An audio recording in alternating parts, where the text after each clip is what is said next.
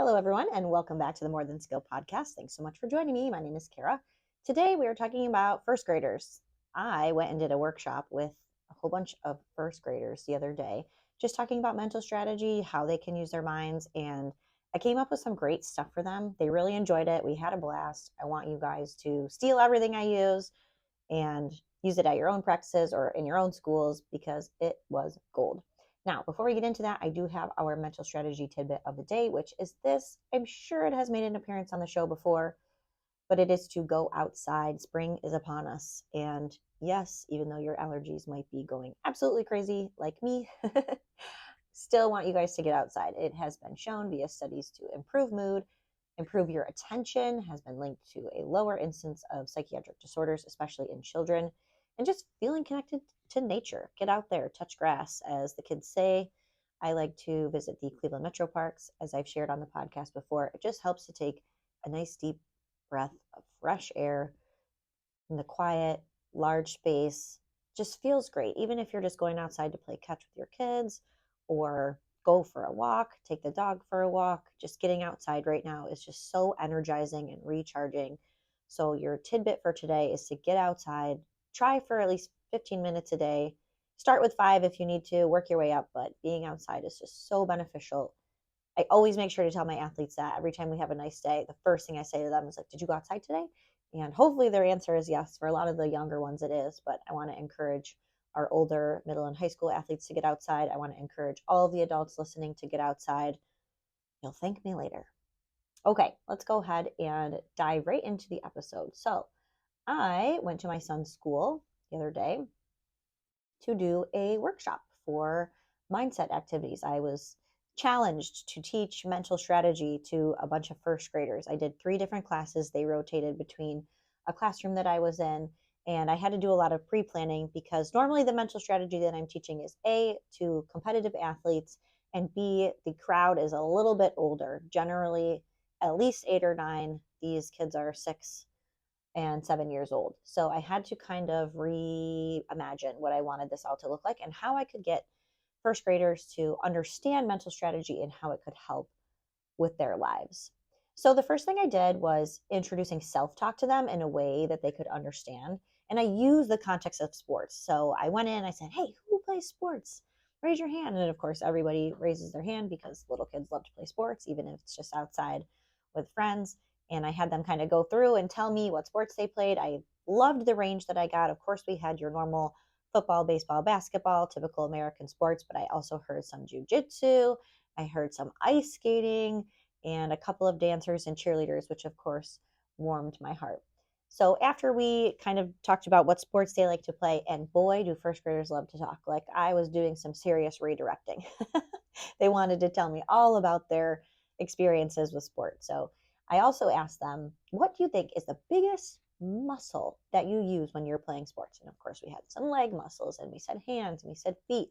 I had one child in the very last class that said, "Your brain." And I was like, "Oh my gosh, you're right. That's why I'm here." I think the biggest muscle that we use when we're playing sports is our minds. Now, why is that? Because we use our minds to talk to us while we're playing sports. We're either saying things like, "I can do this. I got this. This is awesome. This is so much fun." Those are what I call green words. Or we're accidentally saying negative thoughts inside of our head, in our minds. We're saying things like, "Oh, I can't do this. This is too hard. I'm really bad at this. This stinks." And to just visualize that for these little first graders, I actually made these poster board signs of green and red words. I just had like thought bubbles on red paper, and I had thought bubbles on green paper on 2 different sides. So I was kind of holding them up while I was showing them. I thought it was just really important for them to see visually what I was talking about. And they're at the age now where they can read, so they're able to kind of read those words and decide whether or not that's something that they do. And that was the next thing I asked them. I said, "Do you, when you're playing sports, which words do you think? Are you thinking green words? Are you thinking red words?" And a lot of them did admit to having red words at times, but they also recognized that green words in an athlete are probably going to have better success outcomes. So I said, "Who do you think is the better player? Who do you think is going to win more often, the player that's thinking green thoughts or the player that's thinking red thoughts?" And they were able to identify the green thoughts. So that's how we started things out. Just got it set up, got them warmed up. And then I told them, let's do an experiment. And here's where the gold comes in, guys, because you got to gamify things. You got to play with them. And to be honest, most kids are this way all the way up to high school.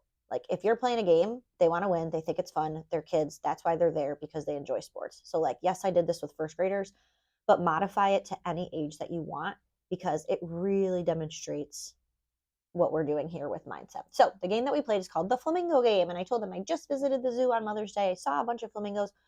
What do you think of when you think of flamingos? Like, pink, stands on one leg. I'm like, yeah, we're gonna play the Flamingo Game. Everybody stand up, and on the count of three, I want you to balance on one leg like a flamingo. You can't lean on your desk. You can't lean on your friends. You can't lean on your chair. Just no hands. See how long you can balance on your leg. So they were able to do that. And luckily, their gross motor skills are developing nicely. So this was pretty easy for them. For most of the classes, I had to make it a little bit more challenging. So I said, wow, you guys are really good at this. Let's give you another challenge. I'm going to have you play the Flamingo Game, balance on one foot, but this time you're going to close your eyes. So we did that, and it was definitely more difficult. There was a lot of giggling, there was a lot of hopping around. It was super fun. And then I introduced some mental strategy into this exercise. So I said, now I'm going to teach you a couple of mind tricks to see if we can balance even longer on one foot. Okay, the first thing we're going to do is we're going to take deep breaths. So I introduced a little bit of breath work to them. All we did was we took 3 super deep breaths. I told them in through your nose, out through your mouth, and then I said, I want to hear you blow it out of your mouth. So I took a video of this, and you can hear all the little first graders, like, they're so into it, which I love. They're just so open to it that they'll do what you say, and they'll do it with enthusiasm. So they're really breathing deeply in through your nose, and they're really blowing it out their mouths where we can hear it. It was amazing. So we did a little bit of breath work. And then I told them, I want you to pick one of these green phrases, held up my green phrases signs, pick a green word that you like, and we're going to try saying that to ourselves in our heads the next time we do this exercise. Okay, has everyone got their green word ready? Yes. So we went ahead and did it again, counted off to 3. We're still closing our eyes. We're balancing on one foot. I told them, keep breathing, keep breathing. Remember your green words, remember your green words. And it was still fun. They were still a little bit jumpy and hopping around, but they did last longer. They were able to stand on one foot for longer because they were so focused on having those green words and positive thoughts in their heads. So that was just a demonstration. I got to show them physically and actively how they're able to use a positive mindset to their advantage. So it was an excellent exercise. Please feel free to steal it. Second thing we did, or I guess third thing now that we did, is I told a story. Oh, story time for first graders. They are locked in and ready to go. So we talked about Susie. Susie is a basketball player. Susie is playing in a game. Her team is losing. Oh no, her team is down by 1 point, and it's the end of the game. Susie has the ball. All she has to do is make a basket. How many points is a basket worth? 2 points. And then, of course, a couple of my basketball experts are like, or 3. I'm like, you're right, 2 or 3. So Susie needs 1 basket to win the game. She just needs to score 1 basket. She's dribbling down the court. There's 5 seconds left.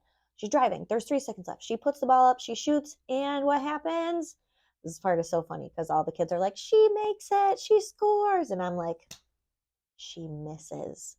And they're all like, oh. Just the verbal, like the loudness of what I heard them be so upset that Susie missed. Oh my gosh, it was so funny. But so she misses. Okay, so now I'm like introducing these red words. Now I'm like, Susie is very upset. Susie is saying all of these red words, both to herself and out loud. And of course, I have my little red word sign, right? Like, she's thinking she's terrible at basketball. She doesn't know why she even plays. She's a big failure. She let herself down. She let her team down. This really stinks, blah, blah, blah.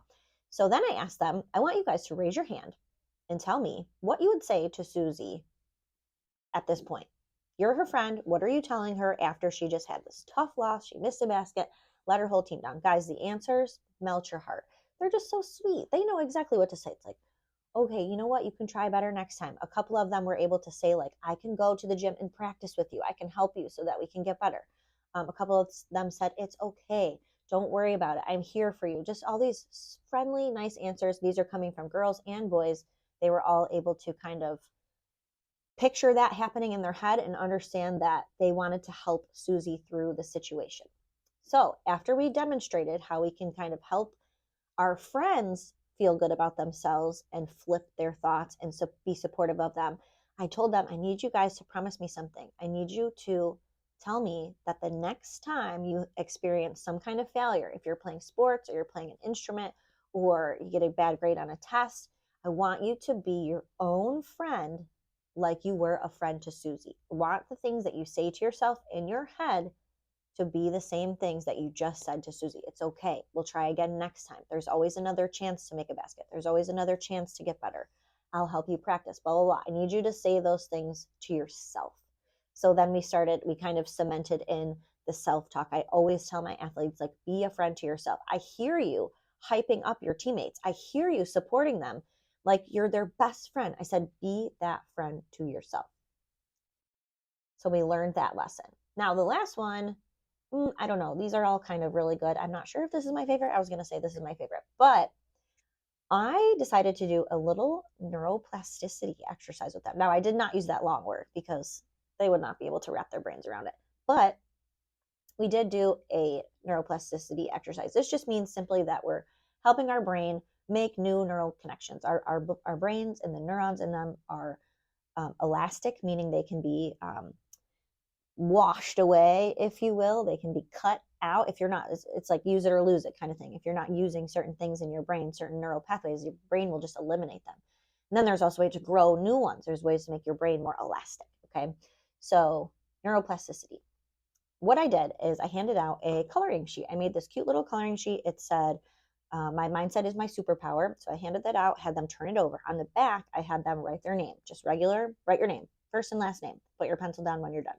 Okay, done. Then I said to them, okay, I have a challenge. Are you ready? Of course, they love challenges. So they're like, yeah, we're ready. Have a challenge. Your challenge is, I want you to write your name again. But this time, you're going to write it with your other hand. You could definitely see their minds exploding. They're like, what? They thought it was hilarious. You want us to write it with our other hand? I'm like, yeah, give it a shot. So they did. And most of them took the challenge head on. They were like, okay, let's try this. Like, they thought it was fun. I did have a couple that thankfully all the teachers were on board, that, the kids were kind of like, no, I can't do it. I can't do it. And the teachers would be like, well, use your green words. Like, you just learned, like, you can do it. This is fun. You got this.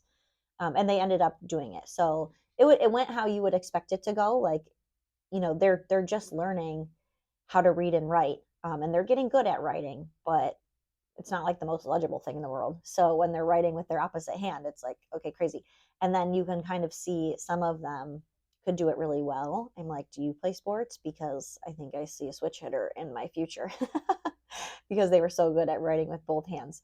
So that they just got to see, like, how I kept telling them, you have to exercise your brain. Just like we're growing our muscles when we play sports, we're also going to grow our brains the same way. So that one worked out really well. They had a super fun time doing it. And I let them kind of ask me questions after. Some of them were just like, do you have any kids? And what sports do you like to play? They were really cute. I think by the third class, they were a little bit tired. But overall, it went really good. So what I learned from this is it's really nice to start this work super early with these 6 and 7-year-olds. They can master this. And like I was saying before, they're just way more open to it. They're willing to try anything. A lot of times my mental strategies will actually work a little bit better with younger kids because they don't have blinders on. They're not thinking like, oh, this is stupid or this is not going to work. They're just openly trusting you, just literally because of their age. So with the first graders, they're just excited about everything. And it was so nice to see them be open to these strategies and see that they do work. Older kids are more skeptical and they might have like a poor outlook on things. So they're less likely to try it and less likely to believe it. But what I learned is that it's great to start this so young. It's great to introduce it in a way that they understand. And it made me feel really good. I had a great time with them. It was so fun. And listen, if you're a teacher or you have a classroom full of little kids, call me up because I want to come hang out with them. They're the best. Steal these 3 exercises, get a visual for your kids on what mindset actually looks like. Go ahead and steal mine if you want with the poster boards. Play a game, guys. Make sure you're gamifying everything because you can physically demonstrate how these mindset tools are working with physical things like that, okay?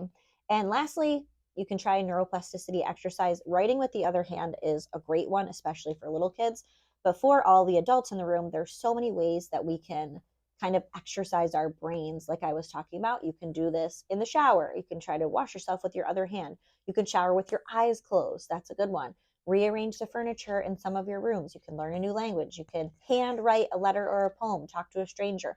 All of these things are going to help create new neural pathways in your brain and just help you feel better about what is going on up here. Okay. I hope you enjoyed that. I certainly did. I will post this everywhere, and let me know if you have any questions. Leave a like and review, and I will talk to you next time.